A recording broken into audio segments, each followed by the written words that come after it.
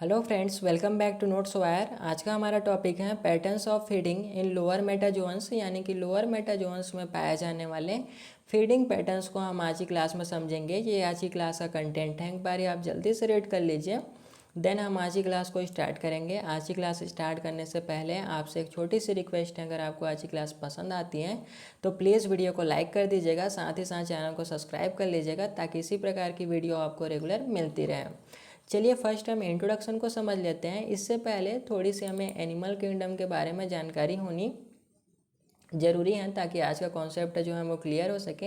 Animal kingdom के अंतर्गत पृथ्वी में जितने भी एनिमल्स हैं उनको शामिल किया जाता है।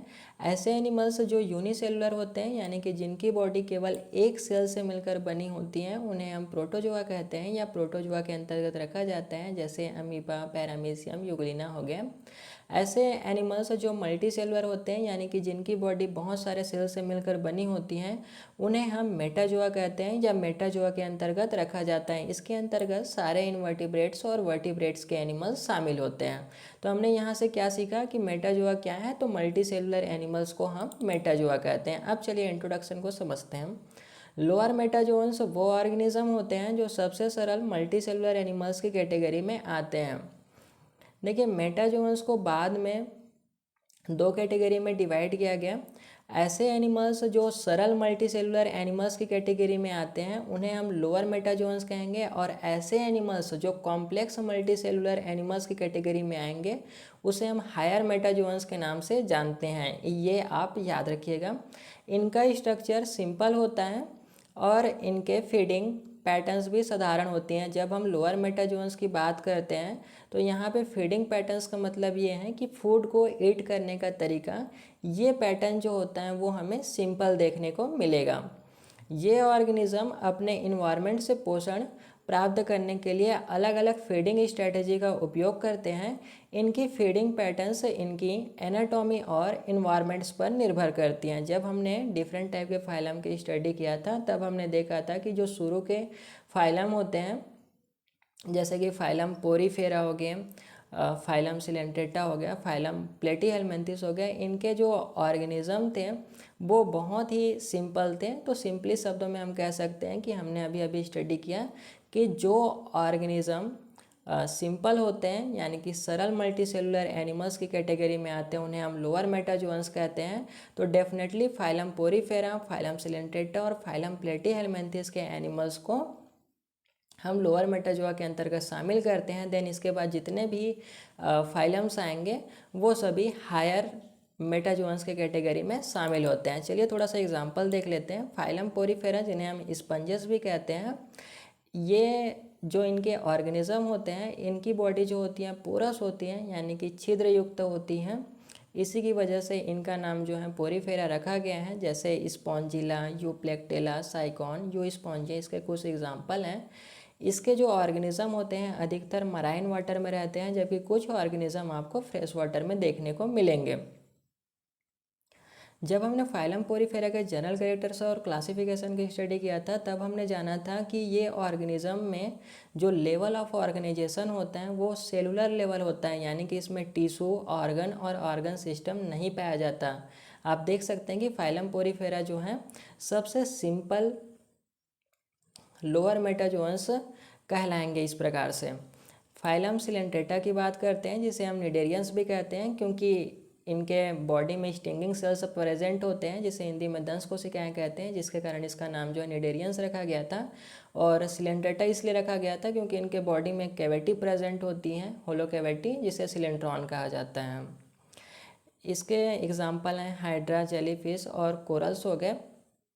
ये ऑर्गेनिज्म भी अधिकतर मराइन वाटर में रहते हैं, जबकि कुछ ऑर्गेनिज्म जैसे कि हाइड्रा जो होता है वो फ्रेश वाटर में पाया जाता है। इसमें अगर हम लेवल ऑफ ऑर्गेनाइजेशन की बात करते हैं तो इसमें टिश्यू लेवल पाया जाता है, यानी कि सेल आपस में मिलकर टिश्यू का फॉर्मेशन कर लेते हैं, लेकिन ऑर्गन और ऑर्गन सिस्टम नहीं पाया जाता।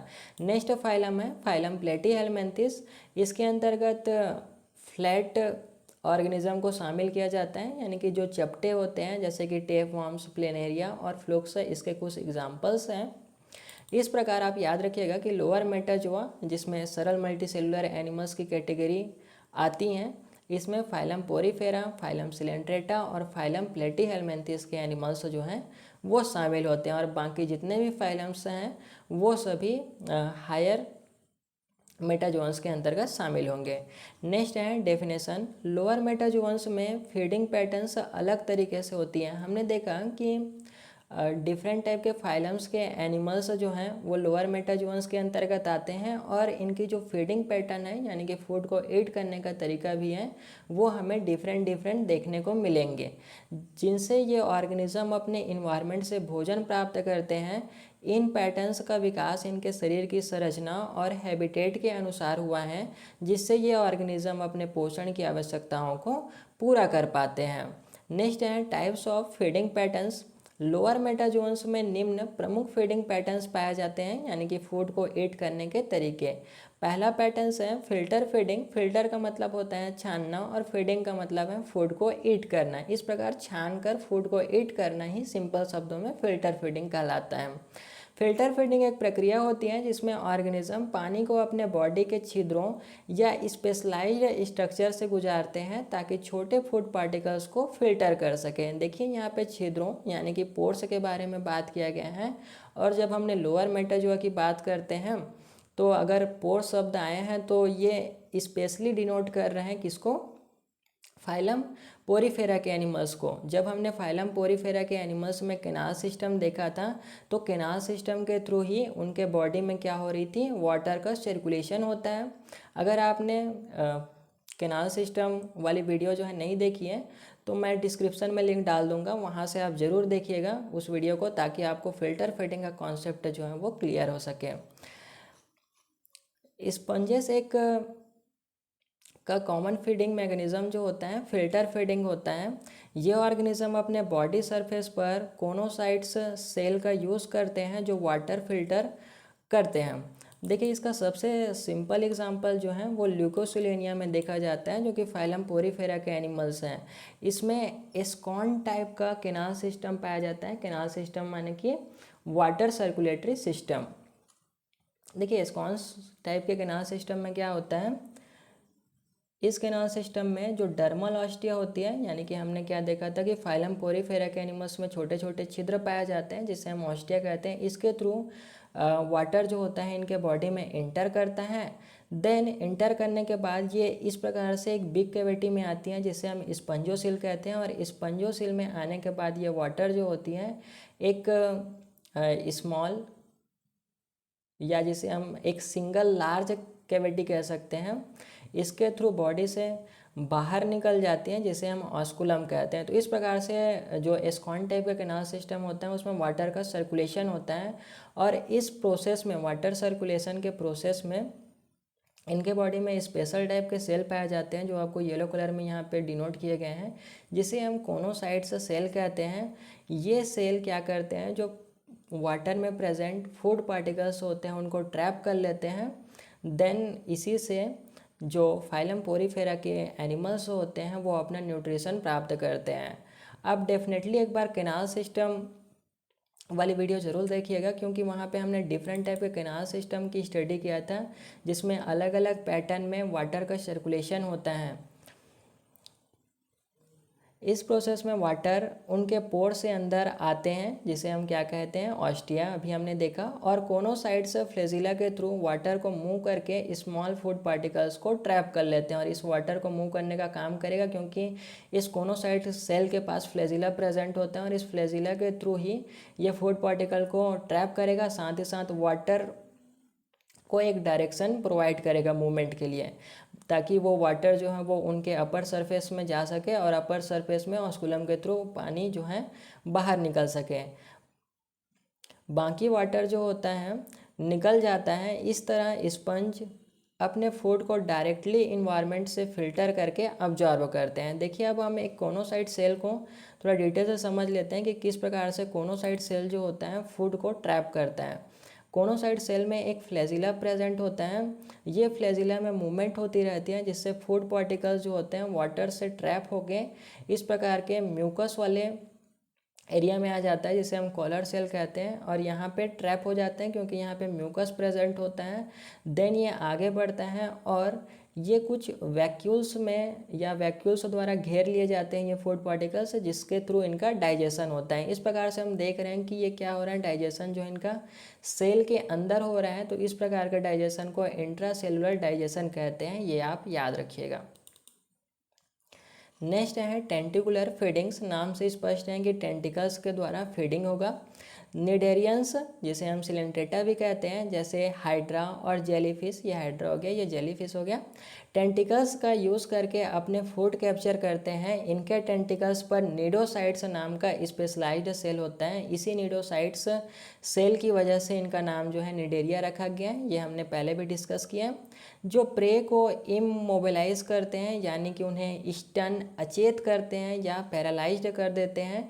इसके बाद ये टेंटिकल्स प्रे को माउथ तक ले जाते हैं, जहां एक्स्ट्रा सेलुलर डाइजेशन स्टार्ट होता है। देखिए हाइड्रा में हम टेंटिकुलर फीडिंग को समझ लेते हैं।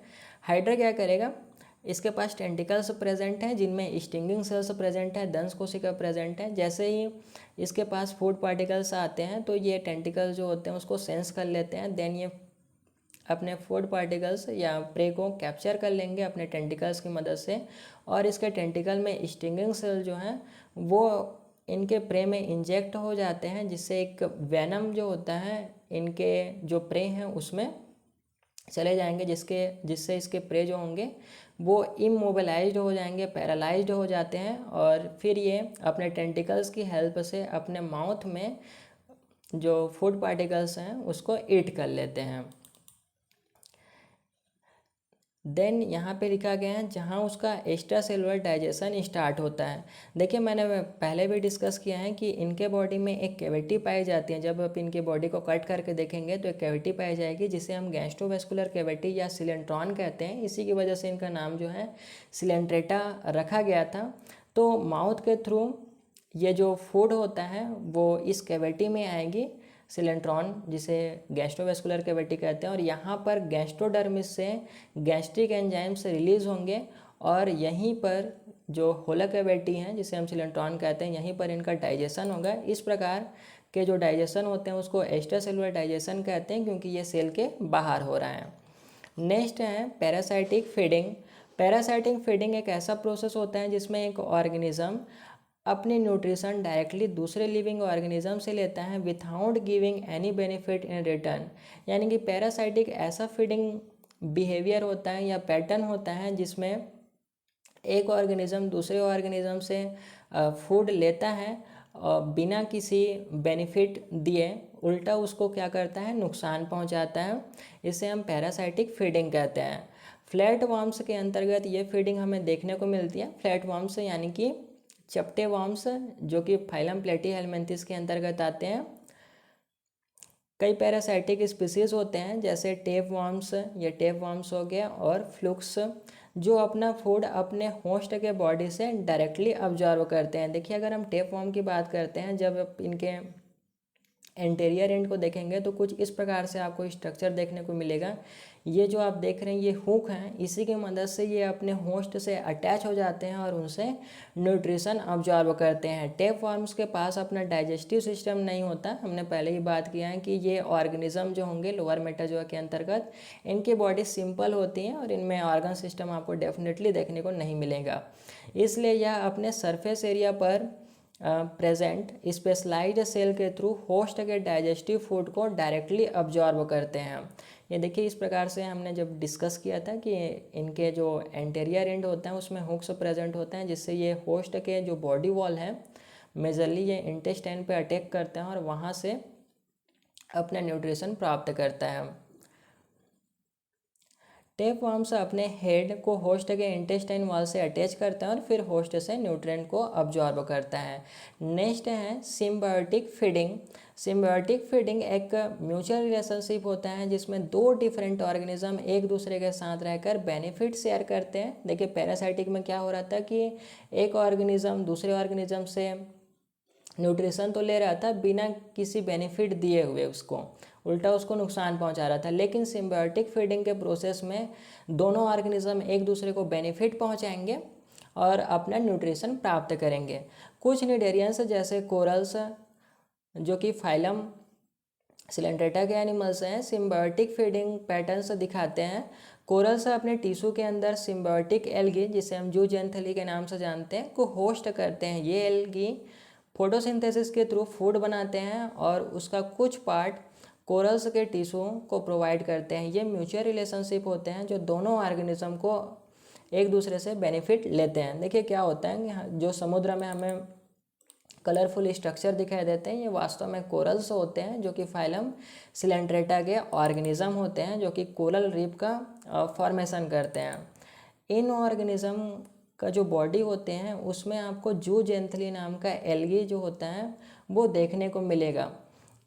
ये जूजेंथली एल्गी जो होता है इनके पास क्लोरोफिल प्रेजेंट होते हैं, जिससे ये फोटोसिंथेसिस कर पाते हैं और फोटोसिंथेसिस करके अपने न्यूट्रिशन का कुछ पार्ट जो होता है इन कोरल्स को दे देते हैं। बदले में ये कोरल्स क्या करते हैं, इनको शेल्टर प्रोवाइड करते हैं, इनका प्रोटेक्शन का काम करते हैं। इस प्रकार से दोनों एक दूसरे को बेनिफिट पहुंचाकर जीवन यापन करते हैं। नेक्स्ट है मैकेनिज्म ऑफ डाइजेशन, यानी कि डाइजेशन की क्रियाविधि किस प्रकार से होती है। फर्स्ट है इंटरसेलुलर डाइजेशन। स्पंजेस और कुछ लोअर इन्वर्टिब्रेट्स में इंटरसेलुलर डाइजेशन होती है। इंटरसेलुलर कहने का मतलब है सेल के अंदर, जैसे कि हमने स्पंजेस में देखा था कि जो कोनोसाइट सेल होती हैं इसके अंदर हमें डाइजेशन देखने को मिला था। कोनोसाइट सेल ट्रैप की गई फूड पार्टिकल्स को एंगल्फ करती हैं और उन्हें सेल के अंदर वैक्यूल्स में डाइजेस्ट करती हैं। नेक्स्ट है एक्स्ट्रासेलुलर डाइजेशन, यानी कि सेल के बाहर डाइजेशन होना। निडेरियंस जैसे ऑर्गेनिजम्स एक्स्ट्रासेलुलर डाइजेशन के प्रोसेस को फॉलो करते हैं, जहां डाइजेस्टिव एंजाइम्स प्रे के ऊपर गैस्ट्रोवास्कुलर कैविटी में रिलीज हो जाती हैं और न्यूट्रिएंट्स को ब्रेक डाउन करती हैं। हमने देखा था कि फाइलम सिलेंड्रेटा के जो एनिमल्स हैं उनमें गैस्ट्रोवास्कुलर कैविटी पाई जाती हैं। अगर हम इनके बॉडी को कट करके देखेंगे तो एक हेलो कैविटी पाई जाती है, जिसे हम गैस्ट्रोवास्कुलर कैविटी या सिलेंट्रॉन कहते हैं। जब ये माउथ के थ्रू फूड को ईट करती हैं तो फूड यहीं पे आएगा और यहीं से जो गैस्ट्रोडर्मिस वाली लेयर होती है यहाँ से डिफरेंट टाइप के एंजाइम्स रिलीज होंगे और उस फूड का डाइजेशन करेंगे। तो इस प्रकार सेल के बाहर होने वाले डाइजेशन को हम एक्स्ट्रा सेलुलर डाइजेशन कहेंगे। नेक्स्ट है significance of feeding patterns in lower metazoans, यानी कि लोअर मेटाजोन्स में जो डिफरेंट टाइप के फीडिंग पैटर्न्स हैं उनका सिग्निफिकेंस क्या है ये समझते हैं। फर्स्ट है एनर्जी कंजर्वेशन, यानी कि ऊर्जा संरक्षण। लोअर मेटाजोआ अपने फीडिंग के तरीक़ों से एनर्जी को सेव करते हैं। जैसे स्पंजेस फिल्टर फीडिंग से बिना मुंह किए फूड ले लेते हैं, जिससे उनका एक्स्ट्रा एनर्जी लगानी नहीं पड़ती। हमने देखा कि स्पंजेस में एक वाटर सर्कुलेटरी सिस्टम पाया जाता है जिसे हम केनाल सिस्टम कहते हैं, जिसके थ्रू वाटर जो होता है उनके बॉडी में सर्कुलेट होता है। तो इस वजह से उन्हें मूवमेंट करने की ज़रूरत नहीं पड़ती और वाटर में जो फूड पार्टिकल्स होते हैं उनको वो अपने कोनोसाइट सेल की मदद से ट्रैप कर लेते हैं और अपना न्यूट्रिशन प्राप्त करते हैं, जिससे उनका एनर्जी जो होती हैं वो बच जाती हैं। नेक्स्ट है adaptation to simple body structure. इन ऑर्गेनिज्म का बॉडी स्ट्रक्चर काफ़ी सिंपल होता है, इसलिए उनके फीडिंग पैटर्न्स भी इनके बॉडी स्ट्रक्चर के हिसाब से एडॉप्टेड होते हैं। स्पंजेस अपने प्रेस को वाटर फिल्टर करते हैं, पोर से वाटर फिल्टर करते हैं और वाटर में जो प्रेजेंट फूड पार्टिकल्स होते हैं उनको ईट करते हैं।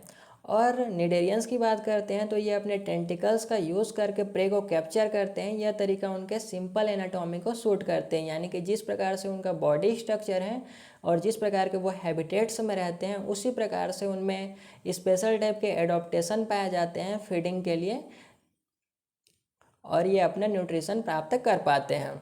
नेक्स्ट है survival in diverse environments. Lower metazoans अलग अलग एक्वेटिक इन्वायरमेंट्स में सर्वाइव कर सकते हैं, जैसे filter feeding sponges deep sea से लेकर कोस्टल वाटर्स तक सर्वाइव कर सकते हैं। यानी कि जो स्पंजेस हैं पोरीफेरा के एनिमल्स हैं वो गहरे समुद्र में भी सर्वाइव कर सकते हैं और कोस्टल वाटर यानी कि जो तटीय एरिया होती हैं समुद्र का वहाँ पर भी ये सर्वाइव कर सकते हैं, क्योंकि ये इनका काम क्या है कि एक जगह पर अटैच रहना है और अटैच रहने के बाद जो इनका केनाल सिस्टम है जो वाटर सर्कुलेटरी सिस्टम होता है उसके थ्रू वाटर जो होती है इनके बॉडी में सर्कुलेट होती हैं और उसी वाटर से ये फूड को ट्रैप कर लेते हैं।